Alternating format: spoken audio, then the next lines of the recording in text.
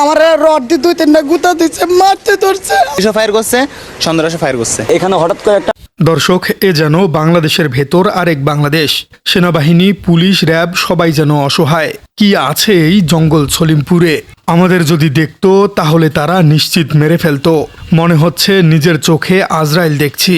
নিশ্চিত মৃত্যুর হাত থেকে কোনো রকম বেঁচে ফিরেছি। রাতের অন্ধকারে একটি সরু নালায় লুকিয়ে থাকা এক আতঙ্কিত নির্মাণ শ্রমিকের এই গগনবিদায়ী আর্তনাদ হলিউডের কোনো ক্রাইম থ্রিলার বা কলম্বিয়ান মাফিয়াদের সিনেমার সংলাপ নয়। এটি খোদ বাংলাদেশের মাটিতে রাষ্ট্রের অন্যতম সুরক্ষিত বাহিনীর নাকের ডগায় ঘটে যাওয়া এক নাটকীয় তাণ্ডবের নিরেট এবং ভয়ঙ্কর বাস্তব চিত্র। চট্টগ্রামের সীতাকুণ্ডু উপজেলার জঙ্গল সলিমপুর, যেখানে রাষ্ট্রের আইন, সংবিধান বা প্রশাসনের কোনো অস্তিত্বই নেই। সেখানে চলে কেবল অস্ত্রের ঝনঝনানি আর মাফিয়াদের নিজস্ব সংবিধান। এ যেন স্বাধীন সার্বভৌম বাংলাদেশের ভেতর সম্পূর্ণ আলাদা আরেকটি বাংলাদেশ, যেখানে সেনাবাহিনী, পুলিশ, র্যাব, বিজিবি, রাষ্ট্রের এই চৌকস এলিট বাহিনীগুলো যেন এক অদৃশ্য শক্তির কাছে চরমভাবে অসহায়। কিন্তু কি আছে এই জঙ্গল সলিমপুরে?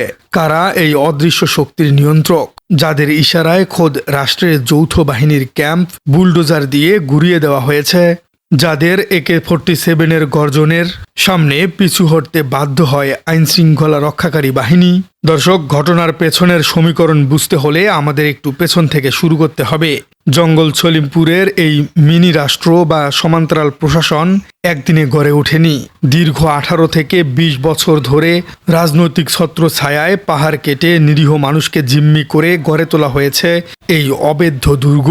এই দুর্গ পতনের লক্ষ্যে গত 9 মার্চ এক অভাবনীয় এবং শ্বাসরুদ্ধকর অভিযান চালানো হয়। এই অভিযানের স্কেল বা ব্যাপকতা শুনলে আপনি চমকে উঠবেন। সেনাবাহিনী, বিজিবি, র্যাব, পুলিশের মোট 3183 জন সশস্ত্র সদস্য, 15টি সাজোয়া যান, 3টি হেলিকপ্টার, 12টি অত্যাধুনিক ড্রোন এবং ডগ স্কোয়াড নিয়ে সেখানে ঐতিহাসিক চিরুনি অভিযান চালানো হয়। এই মেগা অপারেশনের পর প্রশাসনের শীর্ষ কর্তারা অত্যন্ত আত্মবিশ্বাসের সাথে ঘোষণা করেছিলেন যে জঙ্গল সলিমপুরে রাষ্ট্রের নিয়ন্ত্রণ প্রতিষ্ঠিত হয়েছে, সন্ত্রাসীদের মেরুদণ্ড ভেঙে দেওয়া হয়েছে। সেই আত্মবিশ্বাসের জায়গা থেকেই আলীনগর এলাকায় যৌথ বাহিনীর জন্য একটি স্থায়ী ক্যাম্প নির্মাণের কাজ চলছিল। আগামী 31শে মে ঈদের ছুটির পর খোদ স্বরাষ্ট্রমন্ত্রীর এই ক্যাম্পটি উদ্বোধন করার কথা ছিল। কিন্তু প্রশাসন ঘুণাক্ষরেও বুঝতে পারেনি যে মাফিয়াদের আসল মাস্টারমাইন্ডরা পর্দার আড়ালে এক ভয়ঙ্কর ব্লুপ্রিন্ট তৈরি করতে বসে আছে। দিনটি ছিল রোববার। রাত তখন প্রায় 1টা। জঙ্গল সলিমপুরের আলীনগর এলাকায় নতুন ক্যাম্প নির্মাণের কাজে নিয়োজিত 27 জন শ্রমিক সারাদিনের হাড় ভাঙা খাটুনির পর নির্মাণ শেডে গভীর ঘুমে আচ্ছন্ন।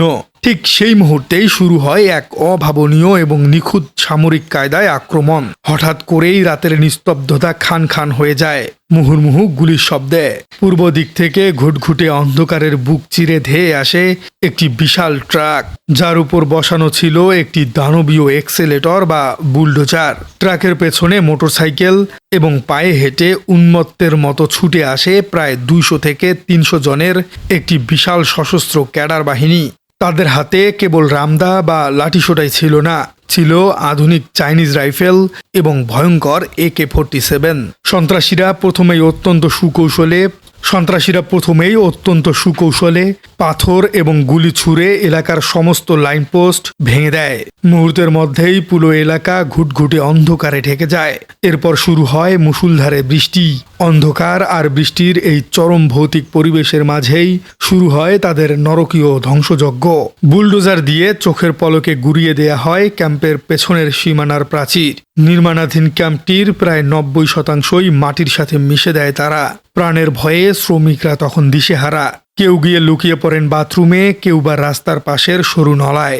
ঘরের ভেতর ঢুকে সন্ত্রাসীরা শ্রমিকদের বেদম মারধর করে এবং তাদের জমানো টাকা পয়সা, মোবাইল ফোন সবকিছুই লুট করে নিয়ে যায়।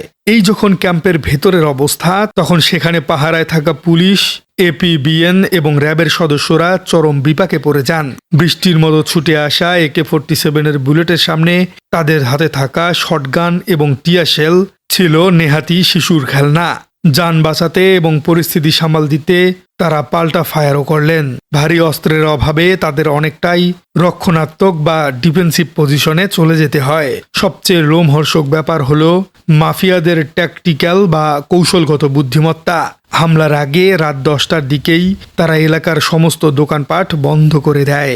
এরপর বায়েজিদ লিং রোড থেকে জঙ্গল সলিমপুরে প্রবেশের প্রধান 4টি পয়েন্ট খেজুরতলা, পাথরিঘোনা এবং আলীনগর চৌরাস্তা মোড়ে এক্সেলেটর দিয়ে রাস্তা কেটে বিশাল গর্ত তৈরি করে। উদ্দেশ্যটা ছিল পরিষ্কার, যাতে হামলার সময় সেনাবাহিনী, বিজিবি বা র্যাবের কোনো ব্যাকআপ ফোর্স গাড়ি নিয়ে ভেতরে ঢুকতেই না পারে। তাদের এই ছক শতভাগ সফল হয়েছিল। খবর পেয়ে ব্যাকআপ ফোর্স রওনা দিলেও কাটা রাস্তার কারণে তারা গাড়ি নিয়ে আর জঙ্গল সলিমপুরে যেতে পারেনি। বাধ্য হয়ে রাতের অন্ধকারে কাদামাটি পেরিয়ে কয়েক কিলোমিটার পায়ে হেঁটে যখন তারা ঘটনাস্থলে পৌঁছায়, ততক্ষণে সন্ত্রাসীরা তাদের মিশন শেষ করে পাহাড়ের গহীনে মিলিয়ে গেছে। দর্শক, এই নগ্ন এবং উদ্ধত্যপূর্ণ হামলার পেছনের মূল হোতা হিসেবে র্যাব অত্যন্ত স্পষ্টভাবে ইয়াসিন বাহিনীর নাম উল্লেখ করেছেন। কিন্তু কে এই ইয়াসিন? কিভাবে একজন সাধারণ মানুষ থেকে খোদ রাষ্ট্রের বিরুদ্ধে যুদ্ধ ঘোষণার সাহস পায়? স্থানীয়দের মতে একসময় আমিন টেক্সটাইল মিলের সাধারণ শ্রমিক ছিলেন এই ইয়ামিন। 2002 থেকে 2003 সালের দিকে ছিন্নমূল নেতা আলী আক্কাসের হাত ধরে এই পাহাড়ে প্রবেশ করেন তিনি। 2010 সালে এক বন্দুক যুদ্ধে আক্কাস নিহত হওয়ার পর আলীনগরের একচ্ছত্র অধিপতি হয়ে ওঠে এই ইয়াসিন। গত 1.5 দশক ধরে পুরো আলীনগর পরিচালিত হচ্ছে এর ইশারায়।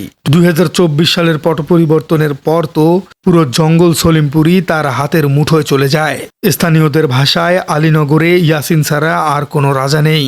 এই সেই জঙ্গল সলিমপুর যেখানে চলতি বছরের 19 জানুয়ারি র্যাবের এক অভিযানে মাইকে ঘোষণা দিয়ে সাধারণ মানুষকে উস্কে দেয়া হয়েছিল এবং তাদের গণপিটুনিতে অত্যন্ত নির্মমভাবে শেষ হয়ে যায় র্যাবের উপসহকারী পরিচালক মোতালেব হোসেন ভুইয়া।